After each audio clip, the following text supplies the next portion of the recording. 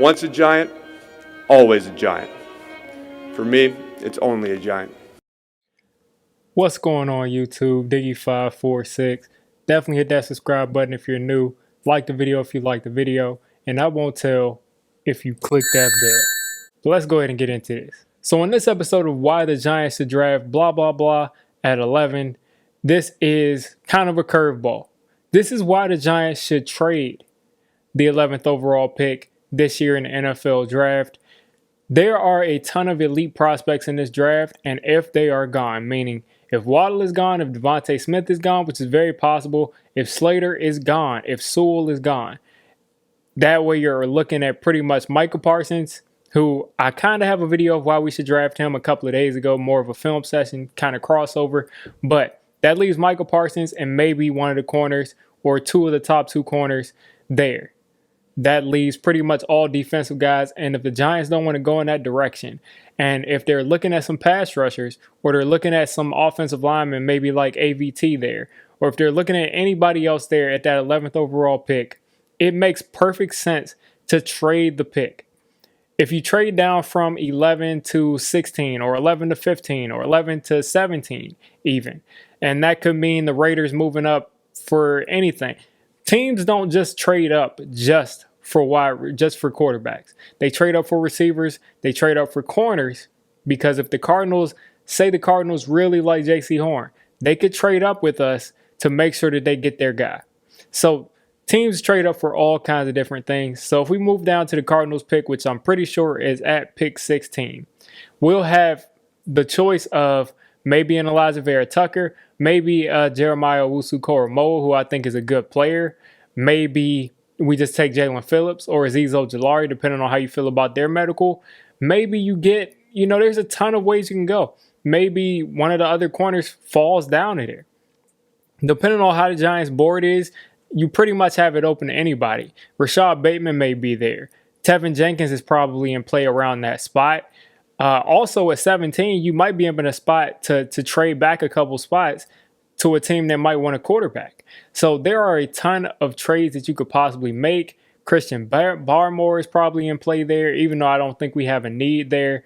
But endless possibilities for what we could do if we were to trade back to 16 or 17. There are a ton of ways we can go. So if we were to get that pick, say we get Alijah Vera-Tucker, or say we take Jalen Phillips, I would probably go Alijah Vera-Tucker there, because I believe, and one of the biggest reasons why I want to trade out of this 11th pick, why I think that this is a good idea, not necessarily my first option, but I think it's a good idea, because if we trade out of that pick and we take someone like Alijah Vera-Tucker, that's your starting right guard right there. Everybody's happy. A lot of guys who have been against me to say that, we need that guard. You got your guard there. He's the best guard in the draft. And part of the reason why I would want to trade back, because projecting that Rashawn Slater, it's funny to me. This is a little bit off topic, but projecting that a wide receiver that played in the SEC, that dominated in the SEC, projecting that he won't be able to play in the NFL at the exact same position that he's playing in college, that doesn't really make sense to me when you're saying that a guy that played left tackle last year is going to go over to the right side of the line and play right guard in the NFL and be all pro just in his sleep. That just doesn't work that way. But anyway, I believe that AVT is the best pure guard in this draft. I just think he's the best guard in this draft. So if you get him, you got your best guard, premium guard in this draft. And then you go into the second round. Well, you would have to think that your next two probably spots that you want to address are edge, wide receiver, or edge and linebacker. One of those two combinations, and even wide receiver and linebacker if you want to. At that point, you would have the 42nd overall pick, and you would have probably like the 47th or the 48th overall pick.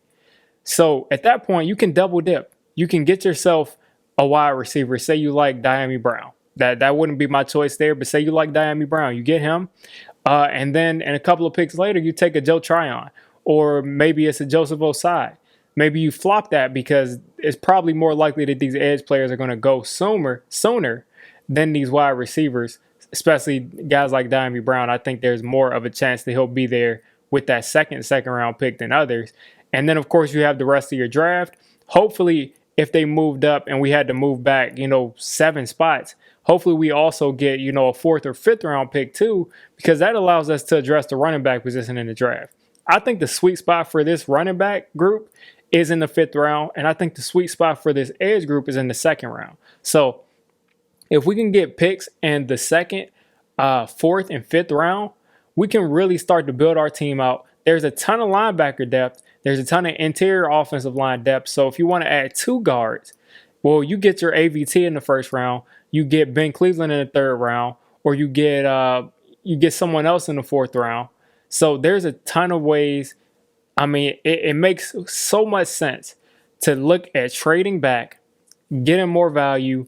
I don't know. People always try to say that Gettleman doesn't like to trade back. There are rumors on Twitter where they're saying that the Giants turned down 2 firsts and a 2nd round pick. They're telling it that we turned down 2 first round picks and a 2nd round pick from the Broncos to move down 4 spots. And that was when we took Saquon Barkley. I do not believe that for 1 second that Dave Gettleman said that he's taking Saquon Barkley over trading back 4 spots and getting the Quentin Nelson or Bradley Chubb. I do not believe that. I just don't believe it.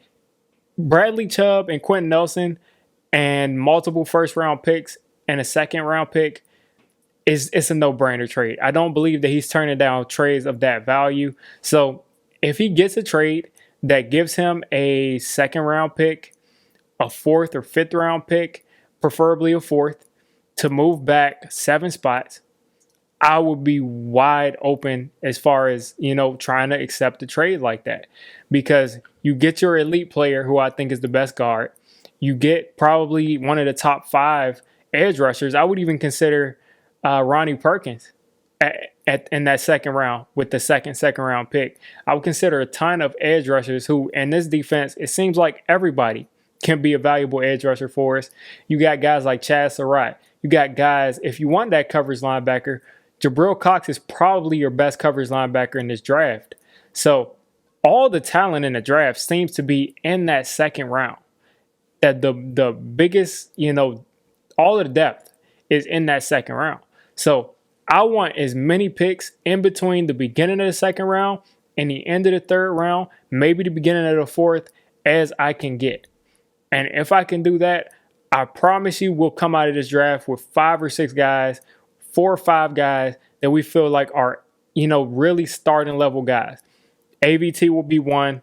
Your 2 2nd round picks will be 2 more, and your 3rd and 4th, preferably if you have 2 4ths, that could be 5 or 6 players that you feel can really play and make an impact. And that way, the 2nd round, it has a ton of receiver depth, as well as the 4th round. I would definitely be open to making that trade. That's just my point of view. There's going to be more of why we should draft blah, blah, blah. Next episode will be an actual player, maybe on the offensive line, maybe Jalen Phillips, maybe Azeez Ojulari. You never know. But you guys let me know what you think of possibly trading this 11th overall pick. So if you made it this deep into the video, I'm calling you a D6 squad member. If you're a D6 squad member, you got to hit that subscribe button. You got to turn on that notification bell. And listen, I make all kinds of content for NFL teams. So if you're not a Giants fan, don't worry. I'll cover your team. If I'm not covering your team, let me know. And have a good one.